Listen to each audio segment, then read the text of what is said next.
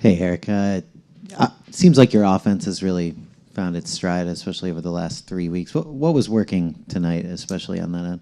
Yeah, I thought, Ryan, in the second half, we played with a little bit better pace, took care of the ball a little bit more. We've added some new sets. Started the game off with a new play again, and got us a little bit downhill. In game, we added a kind of a double V set that we haven't run all year, and that opened up dribble drive angles for Desmond. But the 3-point shooting, tonight was one of those games that if you look at CSUN stats coming into the game, they really do a good job keeping the lane compact. So we felt like, feet set threes were going to be a formula to at least give us some points. And then, they're so aggressive defensively that if you don't take advantage by getting free throws attempted, you're doing yourself a disservice. So free throws attempted, getting to the line was something we talked about for the last couple of days in our prep. But we played obviously 3 games of winning by 20 or more, and then the Oregon game, and we've played really good basketball for 4 games, even though we lost one of them. And so we're moving in the right direction. We're a ball club that's been improving. Thought we took a step back in the first half tonight, and then we talked about that at halftime and came out. And obviously to win the second half 50-30 is hard to do. You have 4 guys in double figures. Can you talk about just the guys' unselfishness today? Yeah, when you looked at the ball movement tonight, 18 assists. Desmond was phenomenal, 9 assists to just 1 turnover. A player that people wondered if he could be a point guard. There's not a lot of point guards in the country that play a whole season and can have a 9-to-1 assist-to-turnover ratio and score the ball at the rate that he is, because, he scores 21 points on 11 shots. So super, super effective. And we hope that he's growing in this kind of new position. And then his 3-point shot. I mean, you watch it in practice, and it's improving, and Saint's improving his 3-point shooting, and so that's super important to us as teams try to take away our free throw attempt game. Mus, it seemed like, as you look at kind of the makeup of these 2 rosters with CSUN 2, very similar in terms of small ball. You guys both play, fast with what Andy Newman's doing. Just in general, in that particular aspect of how this program has developed, how have they come along to more what you're trying to do in terms of pace, small ball, just in these first kind of few weeks? Yeah, but I think, Luca, again, I think it just it takes a little bit of time. Like, it takes game film, to teach. You can do stuff in the summer, or you can do stuff in October, but you need like a body of work to really let things sink in. In every basketball season, there's ups and downs, especially in year one. And we hit a lull. I thought, out of the gates, we didn't really fully grasp the concept of how hard we needed to play. We didn't fully grasp the pace that we wanted to, running the floor. We knew that CSUN wanted to run, Coach Newman, when he, his prior place at the Division II level, they ran, and they're committed to it. We wanted to run with them. We didn't say let's slow the ball down. We felt, hey, that's their strength. Let's play our strength too, and they like an up-tempo game, so let's run with them and see what happens. Coach, I assume you weren't very happy with the first half, and I'm wondering what you said to the players at halftime, since it looked like a very different game. Yeah, I just thought I thought we started the game off again great. We got up 10 or 11. The starters have done whoever started, because we've had a whole bunch of different starting lineups. Been super impressed with how we've come out of the gate. Like I've never had a team at any level start games like this team has. Hopefully it'll happen on Sunday at 1. But then we just kind of reverted back to who we were the first 6 games of the year. Not getting loose balls, getting outreacted, not rebounding at the rate that we had against Oregon and Washington. And so we just talked about that. Like, hey, we do not want to take a step back. So I think, and then you weren't going to play if you didn't change. We had, I thought Desmond was too comfortable in the first half, and And we just needed to have more of a sense of urgency. And look, I told the team, which is true, it's super hard to win 3 games in a row by 20 or more. That's not an easy thing to do. And then the 4th game out, you lead most of the game. I mean, you look at these games, and I mean, CSUN only had a lead for a minute in a 40-minute college game. It's hard to do what we've done leading for entire games. I mean, it's happened, I think, 3 games in a row where virtually the other team has a lead. Not at all. That just doesn't happen. Coach, schematically in the first half, you guys shot the ball fairly well offensively, scoring 60% from 3. You guys still managed to make it a really tight game in the first half. Was CSUN doing anything, that kind of saw that you gave problems earlier in the first half, and then what were the adjustments that you made in the second half to hold them to 30 points? Yeah, they outreacted us to loose balls for sure. They pounded the offensive glass. We didn't do a good enough job. If they're going to go to the glass that hard, we got to run when they don't get it. And so I think that was indicative of the 50 points instead of the 40 in the first half. Let them go to the glass, and then we got to secure more defensive rebounds and fly. Really, it was that, and then it was just letting a couple guys know that if they didn't play with the intensity that we wanted, that they might be sitting down next to us for a minute or 2 or 20. Hi, Coach. You held their leading scorer, Marcus Adams Jr., to only 4 points. What sort of defensive scheme or defensive player do you accredit to that? Yeah, so we felt between number 7, Jones, number 12, Scotty Washington, and number 8, Marcus Adams Jr., that we had to hold 2 of those 3 in check. We felt like you're not going to stop 3. They kind of have a 3-headed monster, so to speak, as far as scoring. And so the deal was, how do we stop 2 of the 3? And because Jones is such a good passer, you look at Jones's stats numbers, we felt like the 2 guys that we could take out of the game were Washington and Adams, and we were able to do that. And it was a multitude of guys. It wasn't just one guy defensively. But to hold Adams to 2 of 9, and he doesn't get a free throw attempt, and then to hold Scotty Washington to 0 for 6, that's the ball game right there, because they need those 2 guys to score for them. And I thought we did a really good job staying attached to Scotty Washington because of his 3 balls, and with Adams we did a really good job of shrinking the floor when he did put it on the floor, because he's got a good spin game off the bounce. Their guard, P.J. Fuller, had 12 points in the first half. He was 4 for 5 and hit 4 threes. What was the halftime adjustment on him? Yeah, it was, don't let him get another 3-ball attempt.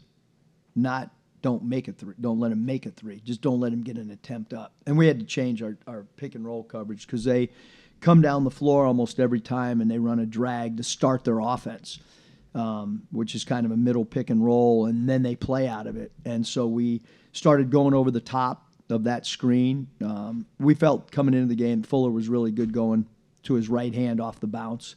So, we had to make an adjustment. We took one thing away, which is dribble drive, and he burned us. And so then you have to make an adjustment if your scheme's not working. And obviously, it wasn't working. We didn't do a good enough job. We guessed wrong, whatever you want to say, and then we made an adjustment and took it away.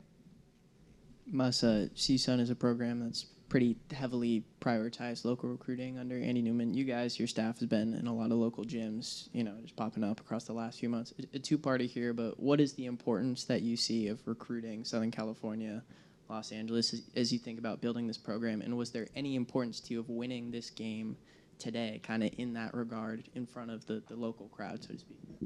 Yeah, yes. Yes, and yes. To be successful here, we have to recruit L.A. And not recruit it a little bit, but we have to recruit it relentlessly. And we're new, so we're going to have to earn trust from people. We're going to have to earn style of play that people want to play in this. Like, there's a whole bunch of stuff, and it's not easy in year one. But just as we did at Arkansas, it was not from Arkansas. and we were putting a fence around Arkansas, which we did. And that's how you get Nick Smith and Moses Moody and a lot of really, really good basketball players. Jalen Williams, all guys that went on to the NBA, and we have to do the same thing here. Like a big attraction to the job at USC was looking at the landscape of past players from LA, which I already knew. I mean, I can go all the way back to Eldridge Hudson playing. You guys don't know who he is, but I do, because that's who I played against in 8th grade from LA. LA's always had incredible talent, and so that was a huge attraction to this job is what great basketball there is, and there's great high school coaches in LA. Like you go to a high school game in LA, I mean, I can name 15 high school coaches that are freaking phenomenal. And so it's, you're getting guys that are well coached too. It was a 4-part question. Did I get all 4? Thank you, Luca. You guys followed up a 3-game losing streak with a 3-game winning streak. What do you feel like just over that time this team has figured out, and with only 1 game left before the Big Ten schedule, what do you feel like there still is to figure out? I mean, we got to get better. We still tonight we didn't protect the rim. We didn't go vertical. They got too many paint points.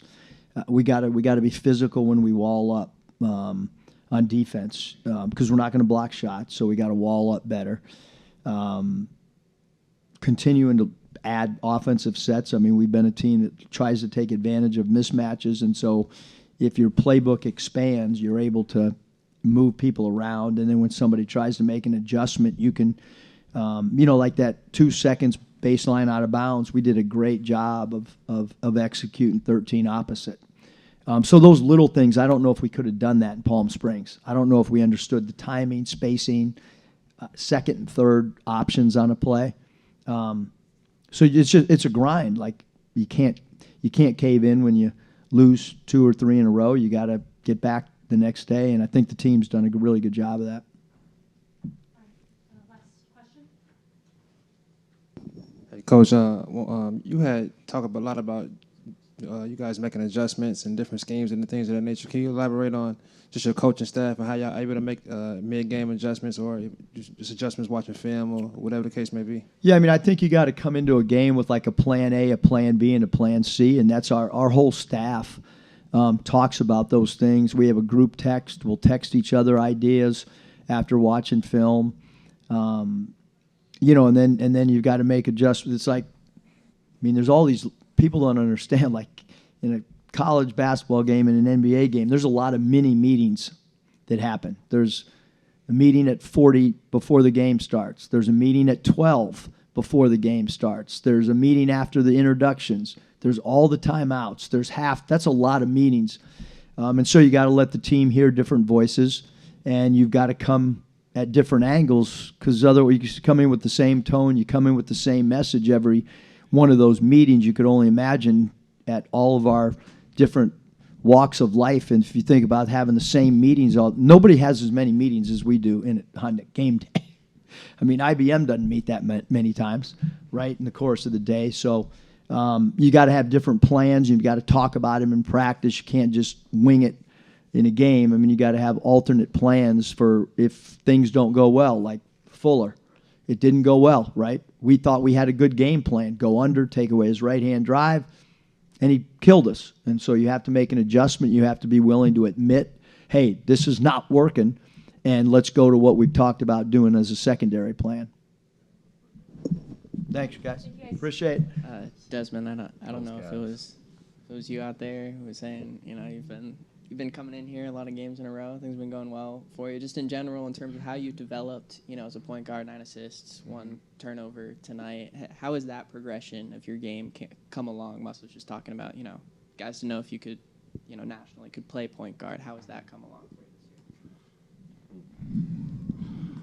I would say just watching a lot of film and just listening to the coaches like Conroy. He played in the NBA, was a point guard. A lot of the guys done been around the league, so they seen a lot. So just listening and just trying to read the game, watching a lot of game film, and also another big thing is just trusting my teammates. I know they could shoot. I know they're gonna make the plays. So And CSUN, helped a lot on drive, so the kickouts was there, and I just had to make the simple play. Chibuzo, you had a 39 minutes played tonight, shooting a really efficient 5 for 7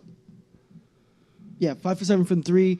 I mean, this is a really good game from you guys offensively. You guys shot 63% from 3 as a team. What were you guys seeing, and what were you seeing specifically from CSUN's defense? I mean, just like Des said, they're collapsing a lot in the gaps. They were giving us some open threes, and I mean, a lot of these guys have been in the gym every single day, just getting a lot of shots up, and it's starting to show. We shot 63% as a team from the 3, so a lot of guys were hitting tonight, and that's just a testament of the work right there. Mm-hmm. Desmond, this offense, it seems like it's sort of hit a new stride these last 3 games. What do you feel like has been the biggest difference over the course of that winning streak? I would say we're figuring out how to play with each other. Pause. But yeah, we're starting to click. We got some new plays, and we're just trusting coach. That's all we could do. Trust the game plan. He's been to a lot of places that we want to go. So just listening and continuing to do our individual work. It's paying off, and we're getting better. The game is slowing down for a lot of us, and we're playing well. And we're just trusting coach and just going out and playing free.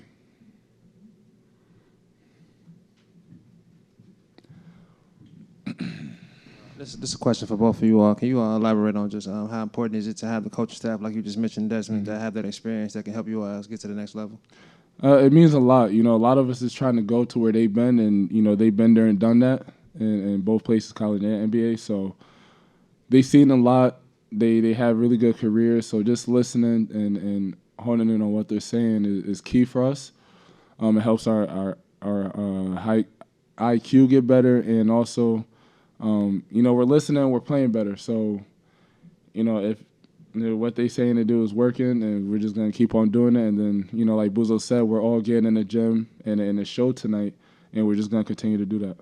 I think it's just like a great tool to have those guys around that have been the places you want to go and have done the things you're trying to do. So anytime I got a question about anything, I know I can go ask those guys, and they're gonna give me a great answer. And above and beyond that, like, we can go work on it with them too. So it's just great to have those guys, and it's great for skill development. Mm-hmm. Chibuzo, a very hyper-specific question for you. You seem to draw a lot of fouls on threes. Is that something that just comes naturally as a result of, is it like a skill you'd have? How does that work out? I just try to land. Like, I just want to shoot the ball and land, and people don't let me land, so I just get the calls. Oh, man.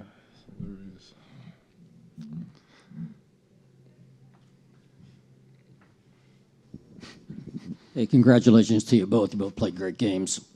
Des, it seems like you have really hit your stride in terms of getting into the lane with the ball and either getting a good shot or drawing fouls. Mm-hmm. What's been the difference for you? Because you drew 8 fouls tonight. That's pretty good. Yeah. You just take it what the defense give me. I mean, that was one of the things they liked about me when they was recruiting me to come here. So, and that's just part of my game, drawing fouls, especially as a bigger guard. I mean, it's just, and then, I got teammates that can space the floor out and hit shots, so it puts a lot of pressure on the defense to, whether they're going to help or not help.